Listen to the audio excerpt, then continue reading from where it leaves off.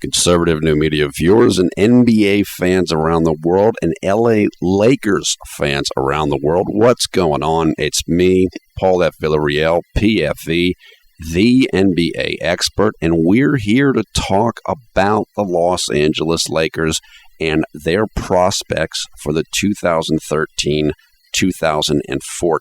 season following Dwight Howard's decision not to return to the team. And the question that I'm looking at right now, as you can see in the title of this video, is whether or not the Lakers are going to make the playoffs next year without Dwight Howard. Now, I have seen things around the internet. I saw something tonight where a Lakers fan said that the Lakers are going to finish fourth in the Western Conference next year. I don't agree with that. That's probably the best way to say that. Now, look, we don't know everything yet. We don't know the full rosters yet. We know that the Lakers just got Chris Kaman today and to help play center, and that should certainly help. The Lakers still have to fill out their roster. So we can't know everything. It's a little premature to make this video, but it's an interesting topic. So I wanted to do it so we can talk about it. And I know we have a lot of Lakers fans as viewers. I know a number of our viewers are in the Philippines, and a lot of people in the Philippines love the Lakers. We're aware of that. And so it's never too early to talk Lakers basketball. Here's what I'm seeing next year in terms of the top 6 teams in the Western Conference. Now, this is based upon the rosters today, and it's based upon no significant injuries occurring for these teams. This is in no particular order, but here are the teams that I see that will almost certainly take the top 6 spots in the Western Conference next year. San Antonio Spurs. We know how good they were this year. Yeah, they're a little bit older. I know they signed Marco Bellinelli, who's a terrific three-point shooter. That will help them. A lot of their guys are young. Danny Green is young. Kawhi Leonard is young. Tony Parker's still 31. He's not that old. The core old guys are Duncan and Ginobili. Well, you know, Ginobili didn't play great for large portions of this season, including the postseason, and they still made the finals. Tim Duncan, well, you know, he can't play forever, but they rested him a lot this year, and it worked. And they have quality depth in Tiago Splitter and along the perimeter as well. So, excuse me, I think that Bellinelli will help reduce Manu Ginobili's minutes even further, which means you can save Ginobili until later in the year. One of the things I would like to see the Spurs do is get another point guard, a backup point guard. Maybe Corey Joseph is that guy, but they need a solid backup point guard. Again, it could be Corey Joseph. It could be Patty Mills, but that's something the Spurs have lacked a little bit for a few years, which means that Ginobili ends up having to play point guard more, and as he's aging, you don't want to rely on that. Pardon me. Second team, again, no order here, Oklahoma City Thunder. Okay, they lost James Harden last year. They lost Kevin Martin this year. They're still very good, extremely good. They still have Kevin Durant. We have to see what Russell Westbrook looks like coming off of the knee surgery, but he's still a top-flight player. I believe they got DeMar DeRozan from Toronto. He can play. They still have excellent interior defense in the front line. They're still really good. I like Reggie Jackson, the backup point guard, quite a bit. He is talented, and he might end up being the 6th man next year, kind of like what Harden used to do. So they're not going to drop out of the top 6, in my opinion. I just don't see that happening. So that's 2 of the teams. Number 3, Los Angeles Clippers. They got Doc Rivers. They kept Chris Paul. They got J.J. Redick and Jared Dudley. Got rid of Bledsoe. They're still thin on the front line, but they're very good.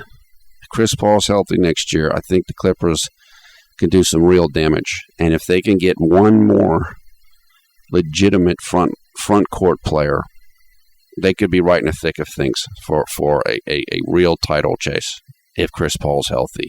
I think Doc Rivers is going to help them tremendously. And they're just getting better and better. They're legit, particularly if they can get a little bit more at the power forward and center position, particularly the center position. Number 4, Memphis Grizzlies. Made the Western Conference Finals. Great lineup, depth. We don't know who's going to be coaching them right now, so that's a question mark. But I think they're not going to drop out of the top 6, barring injury. They've done an excellent job remaking their team from the Rudy Gay trade, and it worked. Number 5, Golden State Warriors. They're getting better and better. They're young. They're talented. Bogut has to stay healthy, but they just got Andre Iguodala to go with Klay Thompson and Stephen Curry. This team is talented. They should just improve. I definitely have them as a top 6 team in the West next year. Finally, number 6, the Houston Rockets, the new team of Dwight Howard.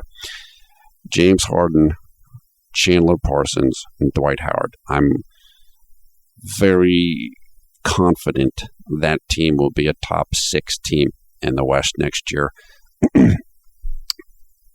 as long as they're healthy. Now we get down to more of the bubble teams, the 7, 8, and below seeds. And this is where I have the Lakers. And the Lakers are going to have to figure out a way to beat out a couple of these teams. Here's who I have in this block. Number 1, the Los Angeles Lakers. They lost Dwight Howard. They look like they're going to lose Metta World Peace to Amnesty, but they did get Chris Kaman, and that helps. Right now we're looking at a lineup of Steve Nash, Kobe Bryant when he comes back from the Achilles.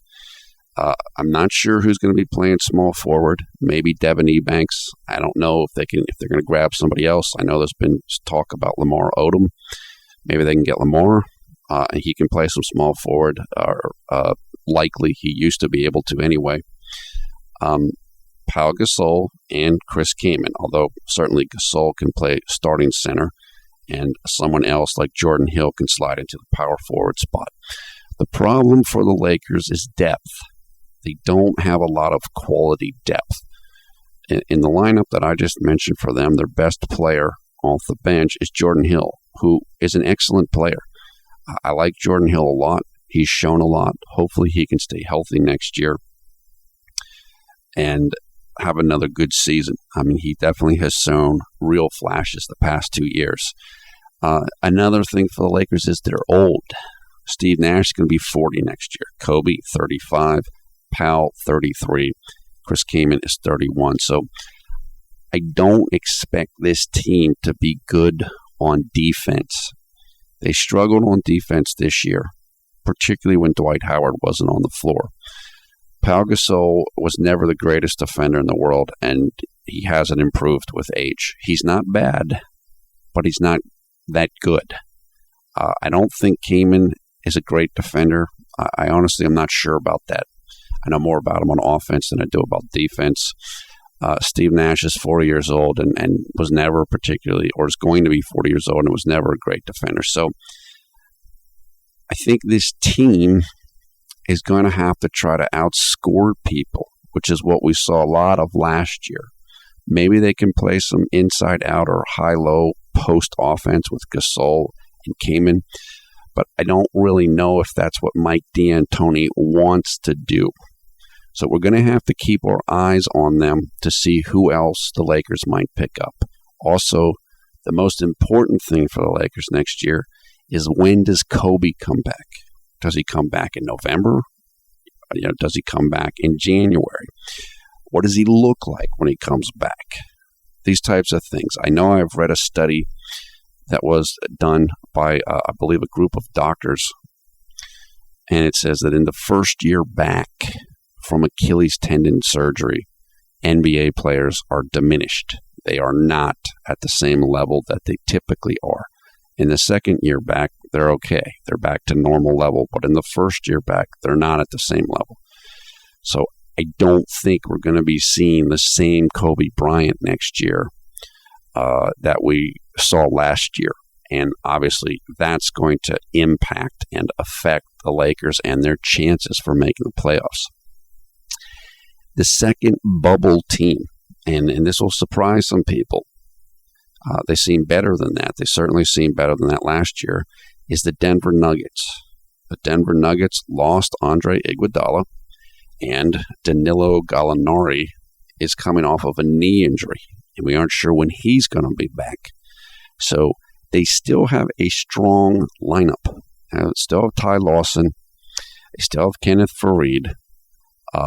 They picked up J.J. Hickson. Wilson Chandler's back in the fold after being hurt for a good part of last year. I like Denver. They have talent, and they can still run and gun, and they still have home court advantage where they were unbelievable last year. They are going to have a new coach, in Brian Shaw, who is well-respected in the league. I don't know if he's as good as George Karl is at this point in time. I don't expect Brian Shaw to be as good as George Karl right now, because George Karl is one of the best coaches in the NBA when he's working, and Brian Shaw is a new head coach, so it's going to take time. But I think Denver's going to make it the playoffs. If you made me make a decision today, I would pick Denver to get in. But because of the loss of Iguodala, the loss of George Karl, and the unknown status of Gallinari, I'm going to put them in a bubble team mix right now. So that's bubble team number 2, along with LA, the Denver Nuggets. Another bubble team, the Minnesota Timberwolves. Now, Minnesota, if they're healthy next year, and if they can complete the roster, they could be very good. They could be a lot better than they were this year with a bunch of injuries, and better than people might think they could be. Ricky Rubio, they signed Kevin Martin to be a starting shooting guard, I believe. They need to try to retain Andrei Kirilenko as a free agent. I think that would definitely be in their best interest. Kevin Love and Nikola Pekovic, who they still have to re-sign, the same as they have to re-sign Kirilenko. So 2 of those starting 5 are up in the air.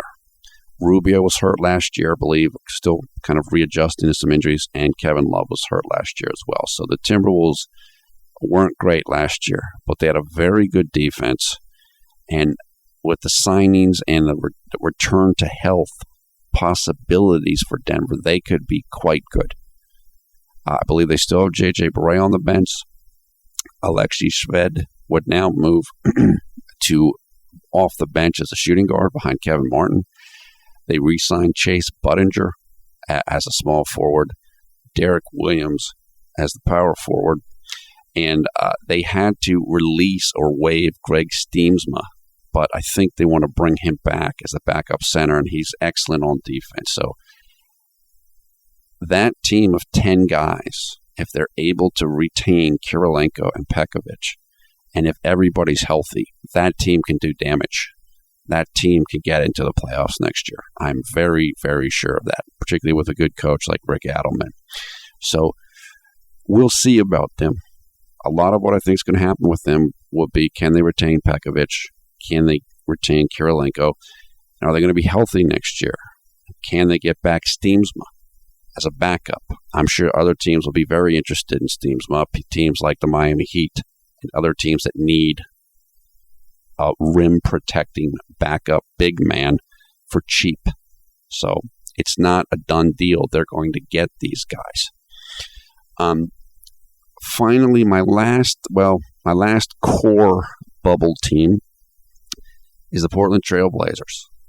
Now, the Portland Trail Blazers signed Robin Lopez, center, in this offseason so far, which means their starting lineup right now looks like Damian Lillard, Wesley Matthews, Nicholas Batum, LaMarcus Aldridge, who may or may not stick around. I think he might still want out of Portland, but I don't know if that's going to happen. Robin Lopez. That's a lot of talent. That's some serious talent. I mean, you're talking about some excellent potential there. Batum, Lillard, and Aldridge are all terrific. Wesley Matthews can have his moments, and so can Robin Lopez. You have solid backups. Myers Leonard at center. We'll see about Thomas Robinson. Thomas Robinson played with the Rockets last year. He went with the Kings. He's been a little bit of a bust, or a lot of a bust as a rookie, the power forward. But Thomas Robinson is athletic.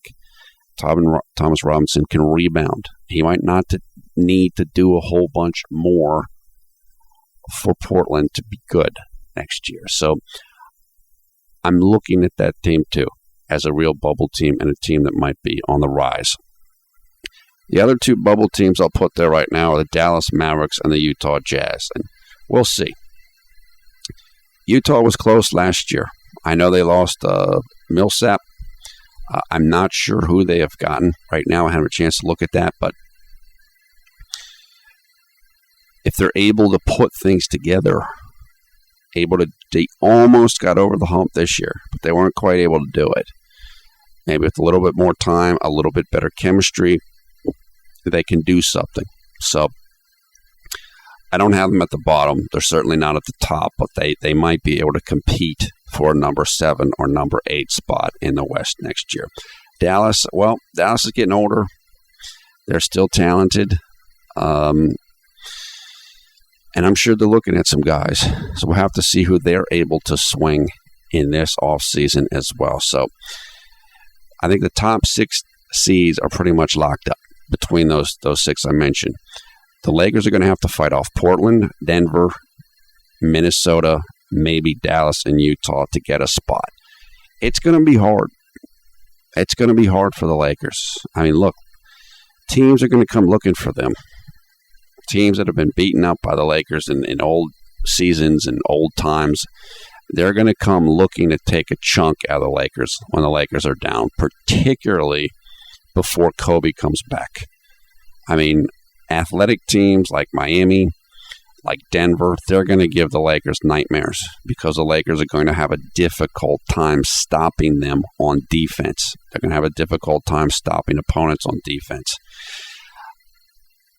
I think a lot of what happens next year is going to depend on what shape the team is in when Kobe returns. Is a team around 500? Are they 10 games under 500? Are they a little bit above 500? I think a lot of that's going to determine whether or not the Lakers are going to make a serious push for the playoffs next year. I'm very certain that Kobe wants to make the playoffs next year for his own legacy. The Lakers very rarely miss the playoffs. And if you're one of their top players of all time, you don't want to miss the playoffs. I don't think Shaq ever missed the playoffs with the Lakers. I don't think Magic ever missed the playoffs with the Lakers. I'm not sure if Kareem did. So, Kobe's already missed the playoffs once with the Lakers. He doesn't want to miss it twice. That's the reason why I thought he played as hard as he did down the stretch of this past season, because he didn't want to be in that circumstance. So I know Kobe will make a push. But is the rest of the team ready for that? Are they going to be able to hold the fort before Kobe comes back? And let's be honest, what's Kobe going to look like next year? He's going to be 35 years old. He has a ton of miles and minutes on his legs. It's going to be a challenge. I think it's going to be a real challenge for Kobe, for the Lakers to be able to get into the playoffs. Now, I don't think anybody expects the Lakers to do anything when they're in the playoffs, but making the playoffs could be its own accomplishment. Now, I will say this. There is a sizable group of Lakers fans that I'm seeing around the internet that doesn't want to make the playoffs next year. They want to tank. And they want to tank because they want to have a chance to get Wiggins in the 2014 draft. Now, Wiggins is the prodigy who I believe is going to be going to Kansas next year, probably one and done, then heading to the NBA. He's incredibly talented. His talent level has been compared to, once in a generation, people like Shaq, people like LeBron, etc. Is it realistic that the Lakers could get Wiggins? Man, they could if they make the lottery. I mean, there's a chance. I think there'll be teams that are a lot worse than the Lakers and will have more opportunities and more ping pong balls to draft Wiggins, but you never know. We do know that the Lakers' long-term future is focused on the summer of 2014. We know they're going to have a lot of salary cap space.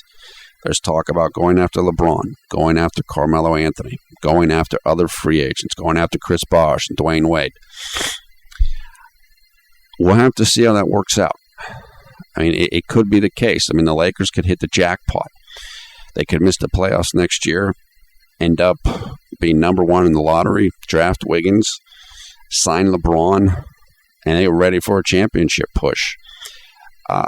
We'll see if that happens. I don't know. We're going to have to wait another year to find out how that works out. But for the near term, I do think it's going to be difficult for the Lakers to make the playoffs. I think it's going to be a fight the same way it was this past season, even though we certainly didn't go into the season thinking that was going to be the case. I think we will go into 2013, 2014 with the expectations that it's going to be tough for the Lakers to make the playoffs. And it's going to be fascinating. Again, we know Kobe's going to go all out to try to make the playoffs. And we know there's Lakers pride. And, it's like I said, it's going to be tough for that team and that franchise to tank, even for a player like Wiggins. It's not in their nature to tank.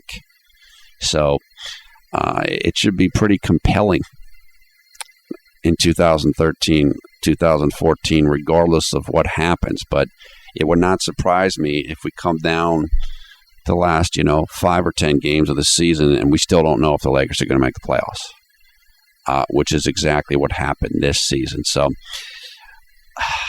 if I have to make a prediction, this is a tough one. I think the Lakers will get in. I think if they do get in, they're likely to be the 7th or 8th seed, which is what they were this year, I believe. I think they were number 7. I think it will be a similar scenario to that. I think they'll just sneak in. I won't be surprised if they don't make it. But my prediction is that they will make the playoffs next year. I think Kobe and the rest of the team will rise to the challenge, and we will see the Los Angeles Lakers in the 2014 NBA playoffs. That's it for now. Thumbs up, thumbs down on this video. Your comments below. Tell me what you guys think. Are the Lakers going to make the playoffs? Do you like the Lakers? Do you dislike the Lakers? What's going to happen in 2014 in the summer for the Lakers?